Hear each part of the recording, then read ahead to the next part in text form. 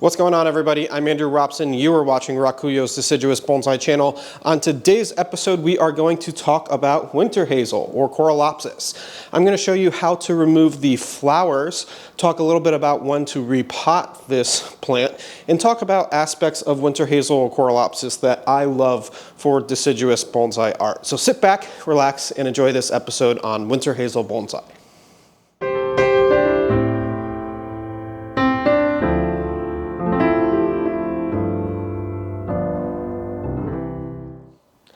So this winter hazel is just finishing its peak flowering time.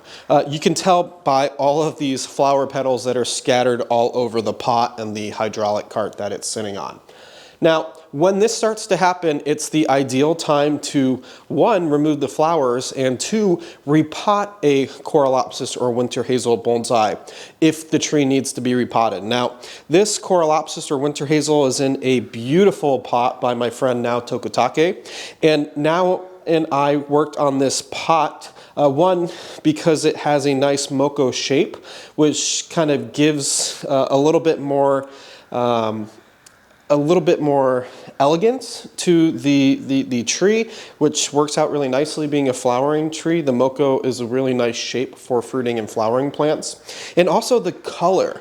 The purple is a really beautiful match with these bright yellow flowers. It's a really striking combination, especially when you can be here and see it in person. So this tree just spent a week here in the studio at RAKUYO. All of our intensive students from the last weekend got to enjoy it when we did our morning talks in here, and all of our garden visitors that we had this week got to see this tree. So it's been enjoyed by a lot of people, myself primarily included, and now it's time to come in and remove those flowers. So let me walk you through how we remove flowers on a Corylopsis bonsai. So here we have two spent flowers. Now, I'm going to take a pinching tool. This is made by Masakuni. It's one of the most useful tools in the deciduous bonsai garden in the spring because it's a tweezer that has two blades on it. And so it allows me to make a very precise cut where I need to remove the flowers. Now, at the base of a Corylopsis flower, you have two leaves that typically emerge once the flower drops down. And so to safely remove this flower while not harming these leaves that are tucked away back here, we need to remove the flower just between the flower and the leaves. So I'm going to take this pinching tool, and we are just going to come in here and remove these flowers while preserving these new sets of leaves that we have coming underneath. So we'll go around the tree with our nice Masakuni tweezers, and we will pinch back all of these flowers on this plant. So I'm going to go around and use my pinching tool to remove the flowers all over this plant. Now, if you don't have a pinching tool like this, a standard pair of scissors will work just fine for cutting these off. Now, a scissors can be a little bit more bulky, so the reason I prefer these nice Masakuni pinching tools are because they can just get into really tight places in a really kind of precise fashion, and it makes a really nice, easy cut. It's gentle on your hand. It just works out really beautifully. So if you have a lot of deciduous bonsai in your garden and you need to do any type of pinching, this is a fantastic tool. It's one of the best tools that we use during the springtime here at RAKUYO. So we're just going to go around and pinch all of these spent flowers off of the tree. Now, you might be asking, why remove these flowers? They're beautiful. Even when they're dying, they're beautiful. So why remove these flowers? It's not that it's going to zap energy away from the tree if we leave the flowers. But what it's going to do is it's going to focus energy into seed production rather than growth or elongation. And so as bonsai artists, we would much rather have that energy of this plant focused on growth so we can further develop and maintain the tree rather than have it be on unsightly seeds that this tree might produce. Now, if this had a beautiful fruit, that might be a very different story. But because the fruit on this is not very sightly, then we will go ahead and remove all of these flowers, thereby making the plant put all of its energy, all of its focus into growth so we can develop it. So that's why we remove the flowers on Corylopsis. I mentioned this is a great time to repot a Corylopsis because the leaves are going to emerge pretty quickly after we remove the flowers. And so this is a great time of year to repot a winter hazel or Corylopsis bonsai. Now you could also repot right as these flower buds are opening, right before they do. That's an alternate time, but for the Corylopsis that I have here in the garden, my preferred time is to do it right after flowering. Cut all of this mess away so that we can create a nice clean environment. Then go ahead and put it in a new pot or back into the same pot, and you won't have these flower petals falling all over your nice fresh new soil and making a mess. So we have to do this task pretty much every year with a Corylopsis. Now, these flower really well on their own, and just a good fertilizing regimen will make any fruiting or flowering plant way more productive.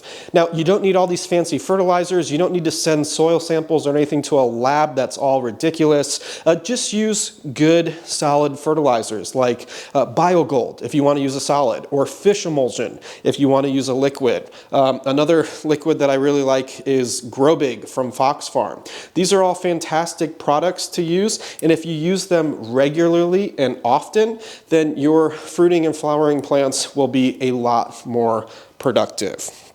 So that's what we care about, is our flowering and fruiting plants doing what we have them for, which is provide all of this gorgeous color and contrast to the bonsai garden. So I'm going to go through, remove all of these flowers. It's sad to see them go, but like I said, we had a lot of students and a lot of visitors here recently at RAKUYO that were able to enjoy them. And I have another Corylopsis out in the garden that has yet to break its flower buds. This one is always a little bit early compared to the other one. So it's nice to have two, because we'll get to enjoy a second plant all over again. So yeah, we're just going to go through this. This job can take, quite a bit of time to go through and remove all of them, but it's a really, really nice way to end the flowering season for Corylopsis bonsai. Now, why should you grow Corylopsis bonsai? This is one of my favorite species for bonsai art because these flowers are so beautiful and so intoxicating. The other reason is the foliage is such a strong contrast to many other plants that we have in a garden. And it does this beautiful thing where when you water the foliage during the growing season, it repels water. It's a really beautiful, cool thing to have in the garden. So I love Corylopsis because they get these really nice flowers. They create beautiful structure, as you can see with this tree and our Corylopsis that won the Pacific Bonsai Expo last year. And the buds in the wintertime, they have these beautiful pink buds on the plants that are just absolutely, gorgeous in the wintertime.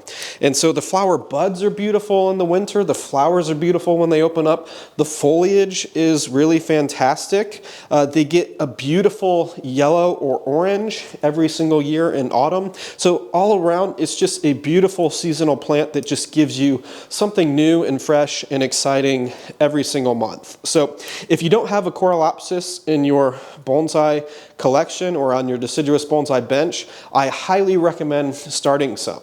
Now, because these are shrubs, they work really well as multi-trunk or kabudachi clump style plants. And so that's how I prefer to see them. You can also make, you know, your typical traditional exaggerated taper bonsai with a Corylopsis. There's many beautiful examples of those. But if you want something a little bit more natural, this clump style is a beautiful way to celebrate a little bit more of a natural form. So Corylopsis bonsai, it's one of my favorites. Now, a lot of people will say to me with deciduous bonsai, does leaf size matter? And unless you're doing shohin, leaf size does not matter. A Corylopsis has a leaf about the size of my palm. And so if you can make a beautiful bonsai out of something with a leaf that big, I don't let any large leaf plant stop me from doing it as a bonsai. It can be a little bit more coarse. You know, this tree is not as dense as an elm would be, for example. Elms are really easy to get ramification, but you know, if you look at my Corylopsis from the previous Pacific Bonsai Expo, you know, that is one of the most dense Corylopsis I've encountered. And even though it has a little bit of coarseness compared to what, let's say, a trident maple or an elm can do, for a Corylopsis, that is quite dense, and it has such its own kind of beauty and character to that. So I really love Corylopsis bonsai.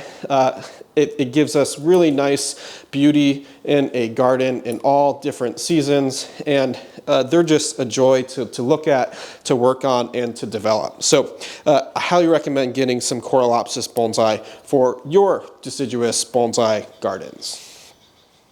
So here we have it. This winter hazel has been totally removed of all these spent flowers. Now there's still a few flowers that are late to the party that have yet to open up or have barely opened up, and we'll come back and get those in the subsequent days. But for now, this Corylopsis is ready to go back out on the bonsai bench and start its spring growth cycle. So thanks for tuning in to this video on winter hazel for bonsai. I hope that you enjoyed it. I hope you learned how to safely remove the flowers. You've been watching RAKUYO's Deciduous Bonsai channel. I'm Andrew Robson. Thanks for tuning in. We'll see you next time.